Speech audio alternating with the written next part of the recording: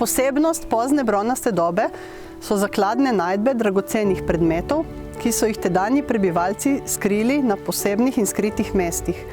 Razlagamo jih kot obredne daritve. Edina doslej odkrita založna najdba kovinskih predmetov v Posavju je bila odkrita v Silovcu pri Sromljah.